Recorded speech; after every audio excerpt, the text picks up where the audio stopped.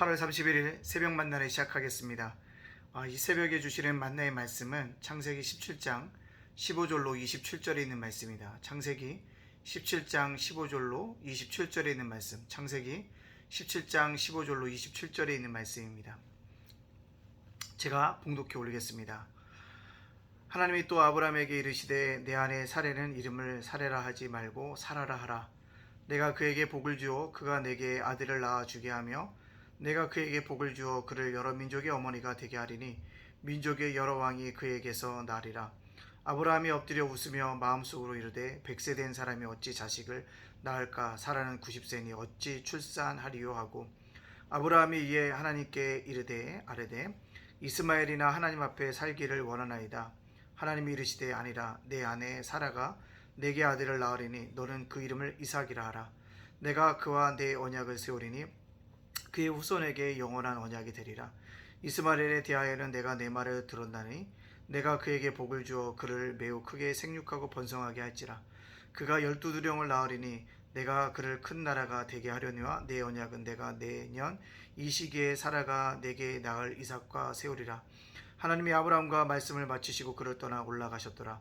이에 아브라함이 하나님이 자기에게 말씀하신 대로 이날에 그 아들 이스마엘과 집에서 태어난 모든 자와 돈으로 산 모든 자 곧 아브라함의 집사람 중 모든 남자를 데려다가 그 포피를 베었으니 아브라함이 그의 포피를 벨 때 99세였고 그의 아들 이스마엘이 그의 포피를 벨 때는 13세였더라. 그날에 아브라함과 그 아들 이스마엘이 할례를 받았고 그 집의 모든 남자 곧 집에서 태어난 자와 돈으로 이방 사람에게서 사온 자가 다 그와 함께 할례를 받았더라. 아멘. 오늘 8월 31일 마지막 8월달 하루가 남았습니다. 8월달 동안 지켜주신 하나님께 감사합니다. 우리가 감사의 입술을 날마다 벌려서 살아갈 수 있는 믿음의 백성들이 되어지기를 간절히 소원합니다. 두 번째는요, 오늘도 말씀으로 하루를 열어가는 여러분들을 축복합니다. 말씀이 생명입니다. 말씀이 여러분들을 인도합니다. 말씀이 여러분에게 힘이 되어줄 줄로 믿습니다. 오늘 하나님께서 사라에게 그 이름을 변경하라고 말씀하고 있습니다. 그래서 제가 지난번에 변화된 이름으로 살자라고 말했다는 거죠.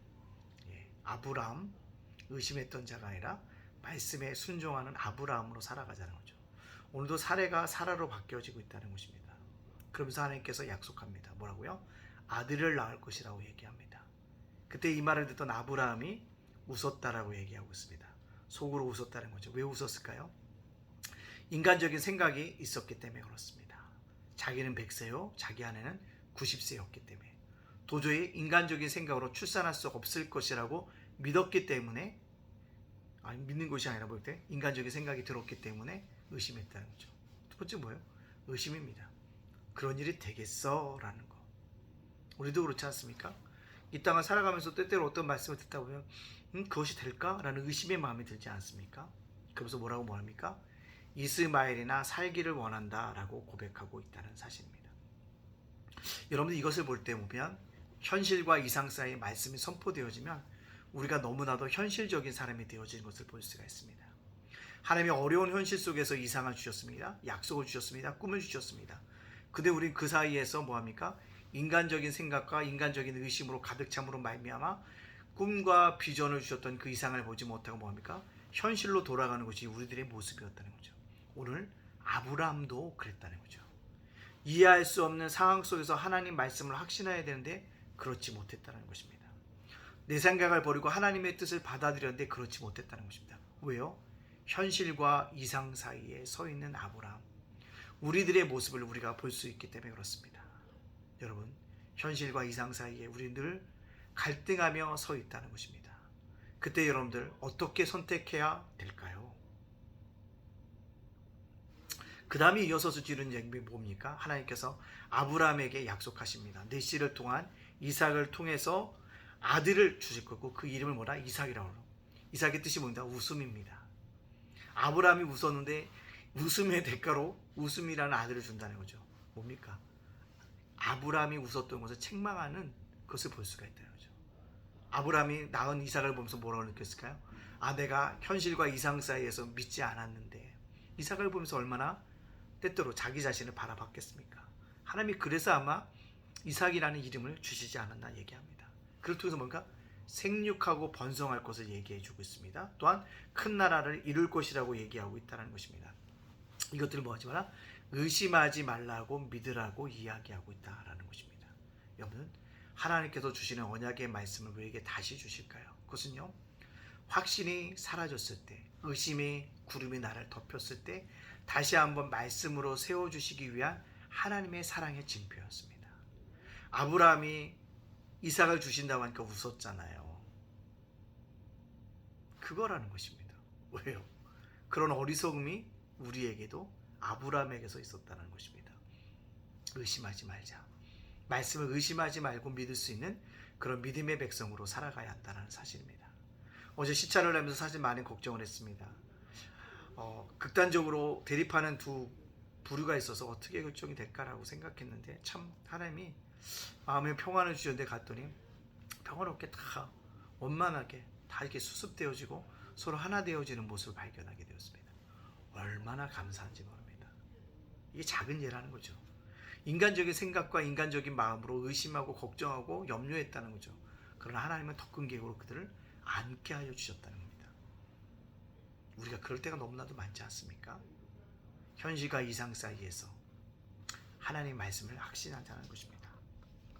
하나님께서 아브라함에게 할례를 행하라니까 아브라함이 모든 남자를 행합니다. 이스마엘뿐만 아니라 모든 사람에게 행하고 있다는 사실들을 우리에게 볼 수가 있다는 것입니다. 여러분들, 현실과 이상 사이에서 분명히 행하는 할례를 행하는 아브라함의 모습을 우리가 볼 수가 있습니다. 여러분들, 우리의 믿음 또한 그렇다는 거죠.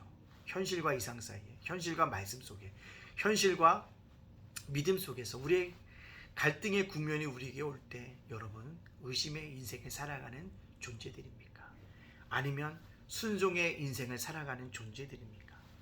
오늘 주님이 아브라함을 통해서 우리에게 들려주시는 음성이라는 것입니다.